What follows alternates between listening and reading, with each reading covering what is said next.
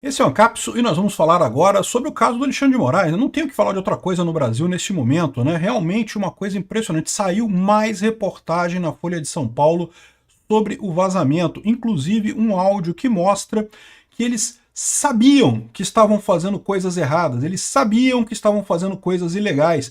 Começam a sugerir que coisa, não, vamos fazer desse jeito aqui para ficar menos aparente, para não aparentar muita coisa, ou seja, todo mundo estava sabendo que estava fazendo merda ali, né?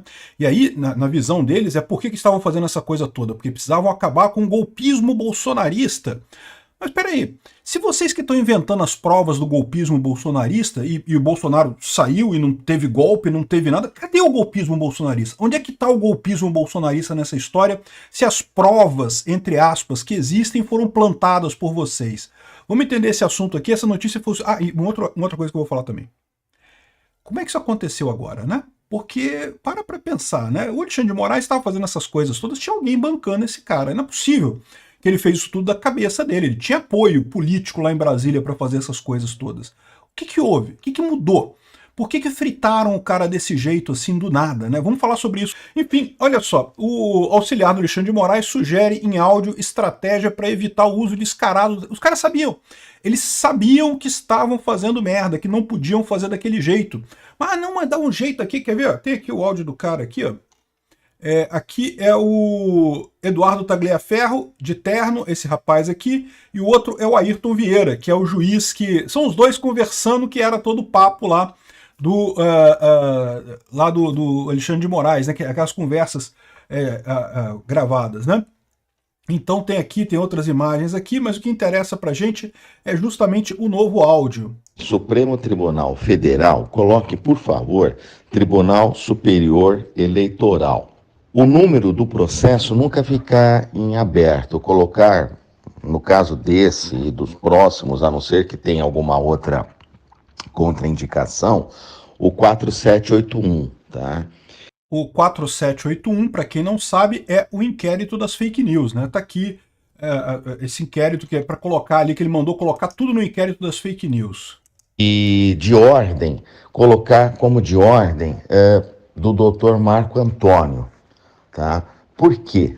Porque Por quê? atualmente o ministro passa por uma fase difícil, qualquer detalhe, qualquer peninha pode virar amanhã ou depois mais um objeto de dor de cabeça para ele, tá?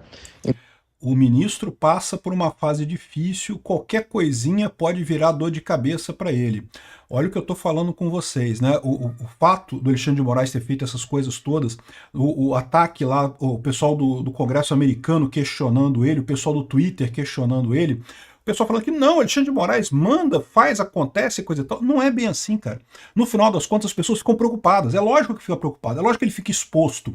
Aí sabe o que acontece nesse caso? É o que eu falo para vocês. O governo ele não é uma estrutura rígida, né? O cara que está lá no topo, ele depende das pessoas que estão embaixo dele. E aí essas pessoas que estão embaixo dele começam a se questionar se vale a pena você apoiar esse cara, porque esse cara caindo, você cai também, né? Dá merda para você também. Você tem dúvida que vai dar merda para esses caras que estão aqui? É lógico que vai dar merda para eles. Aliás, a chance de dar merda para eles é muito maior do que a chance de dar merda para o Alexandre de Moraes. Então, ou seja, o pessoal que te apoia no governo, de repente, quando a coisa começa a ficar feia para todo mundo, né? Principalmente para quem está embaixo do ditador. Então, ficaria para todos os fins, que é de ordem dele, do Dr. Marco.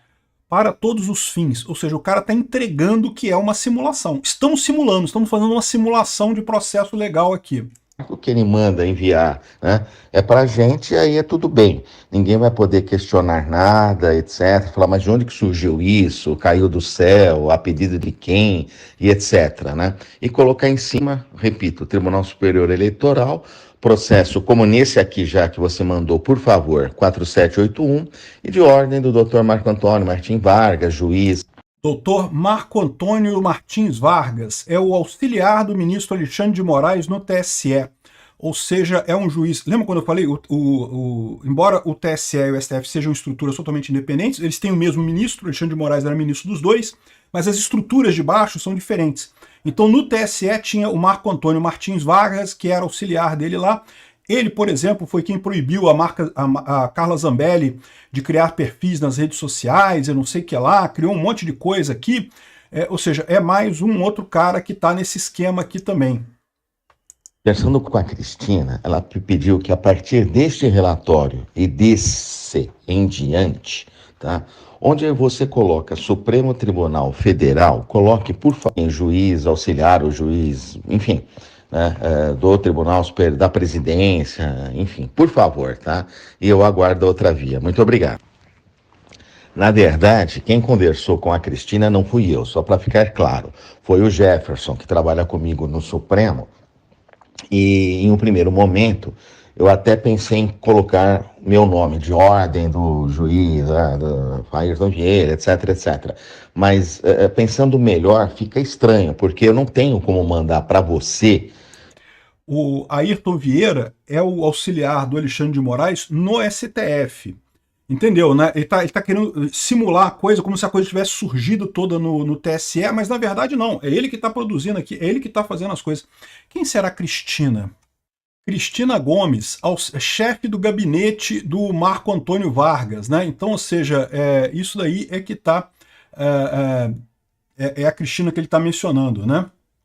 Em seguida, o juiz instrutor do Moraes no STF reforça o modelo a ser seguido e cita a chefe de gabinete de Moraes, Cristina Yukiko Kuchara Gomes, como autora da sugestão para seguir o formato, né?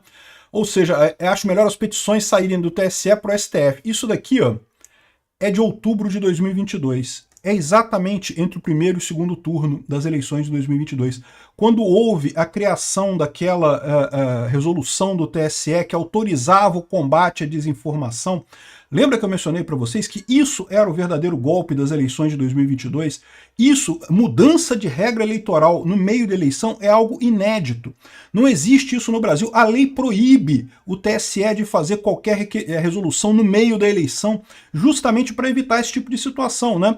O pessoal da esquerda estava muito tranquilo, achava que ia ganhar no primeiro turno, não ganhou. Bolsonaro e Lula foram para o segundo turno. O desespero dele estava grande, não temos que fazer alguma coisa para garantir que o Bolsonaro não ganhe. E aí fizeram essa resolução de contra fake news, supostamente, e mandaram os caras criar aqui um monte de documentos para prejudicar bolsonarista, para atrapalhar o Bolsonaro, né? Repara que não tem nada contra ninguém do PT, nenhuma coisa contra o Lula, né, buscando as pessoas que estavam fazendo fake news do Lula, foi descaradamente uma ação contra as pessoas, contra Bolsonaro na eleição. Cara, isso daqui é o golpe, é o dedão na balança lá, o cara botou o dedão na balança lá, é o que eu tô falando pra vocês. Vocês ficam com essa ideia, não, porque é urna eletrônica, que não sei o que lá, ai, cadê o código fonte, não sei o que lá, umas babaquice que não tem lógica nenhuma. Olha o problema de verdade, não se distraiam, ficar distraído com coisa que não tem importância, você deixa de ver o problema de verdade. Isso daqui é o problema de verdade. Aqui, ó, outubro de 2022 até abril de 2023. E o principal assessor do Moraes continua a solicitar diretamente a Tagliaferro o monitoramento das redes e produção de relatórios contra bolsonaristas. Não foi contra fake news na rede, não foi contra qualquer problema de desinformação, foi contra bolsonaristas. Ó, o dedão do cara na eleição lá para favorecer o Lula. Tá mais do que óbvio que foi tendenciosa a eleição aqui no Brasil, é o que eu tô falando para vocês. Este daqui é o problema de verdade, né? O Deltan Dallagnol está defendendo aqui o impeachment do Alexandre de Moraes e diz que as revelações são 1000 vezes piores que a Vaza Jato. E eu concordo, é o que eu falei para vocês. A Vaza Jato, eles dizem que tinha um monte de coisa que eles não divulgaram. Eu não sei o que tinha nessas outras coisas. Do que foi divulgado, não tinha nada que cabalmente dissesse que o Moro interferia no processo. Ah, o Moro conversava com o Deltan Dallagnol e coisa e tal. Mas e daí isso? Para ter conversa é uma coisa. Poderia ter conversa entre o Alexandre de Moraes e os auxiliares dele e as pessoas no TSE e os procuradores no TSE. Lógico, não tem problema isso. A questão toda é, nesses casos aqui, o cara está pedindo produção de prova. Cria um relatório aí, não, e muda, não bota aqui do TSE, não bota do STF, não bota do TSE, não sei o que lá, para não ficar estranho, porque tá pegando a coisa pro Alexandre de Moraes e não pode ficar estranho desse jeito, né? Olha a situação aqui, né? O Deltan está defendendo, e eu concordo plenamente. Se fizeram o que fizeram com a Vaza Jato, o mínimo que se espera neste momento é o impeachment do Alexandre de Moraes. E ele vai ter que responder criminalmente por isso depois também, né? E mais do que isso, anulação de qualquer processo que tenha tido como base esse inquérito das fake news. Ou seja, Ou seja, basicamente qualquer projeto, qualquer processo lá do TSE e do STF que tem o Alexandre de Moraes junto. Adivinha? É tudo. É a ineligibilidade do Bolsonaro, é os pessoal do 8 de janeiro, é tudo. Todos os processos contra Bolsonaro usaram coisas do inquérito das fake news que a gente sabe agora está totalmente corrompido, né? Foi tudo feito, tudo montado pelo Alexandre de Moraes contra Bolsonaro especificamente, né? Olha o problema que esse cara criou. Há quanto tempo vai levar para a sociedade brasileira agora confiar novamente na justiça depois desse absurdo? Por quê? Porque você ainda pode dizer assim, o Moro, quando fez a Lava Jato, não chegou nem perto disso aqui, não teve nenhuma indicação de ter influência disso aqui. É o que eu falo para vocês, é um perigo enorme equiparar as coisas, não é? Lá foi muito mais leve, muito mais justo, muito mais certo dentro do devido processo legal do que isso daqui. Mas quando descobriram algum motivo de coisa, eles tinham instância superior para alterar. E agora? Como é que vai fazer? Como é que resolve esse problema aqui? A única alternativa que tem é tirar o Alexandre de Moraes do STF. Não tem outra alternativa, não tem outra justificativa para isso, né? E se havia produção de provas contra bolsonaristas, o cara deixa claro aqui, é contra bolsonaristas. Não é produção de provas contra fake news na internet, não é contra bolsonaristas, né?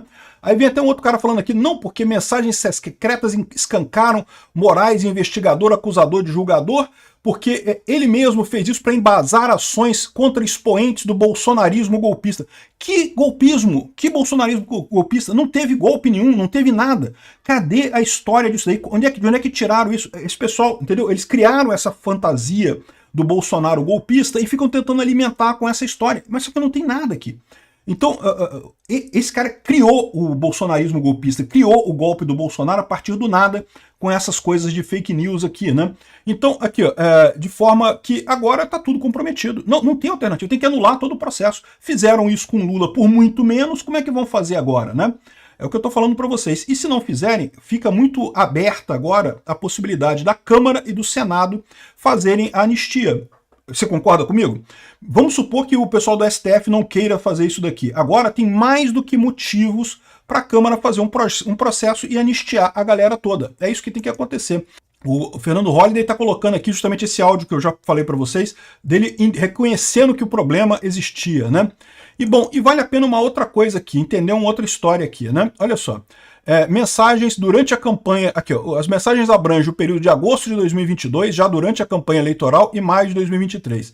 Nesse outro coisa aqui fala que é outubro de 2022. Eu não sei qual dos dois que é verdadeiro, mas o fato é que durante a campanha eleitoral. Se ficar provada esse tipo de coisa, do jeito que está a coisa que está mais do que óbvio que aconteceu, é anulação da eleição, não tem o que dizer. O Alexandre de Moraes botou o dedão na balança lá a favor do Lula, contra o Bolsonaro. Tá mais do que óbvio por essas mensagens aqui, né? E aí, como é que vai ficar esse negócio, né?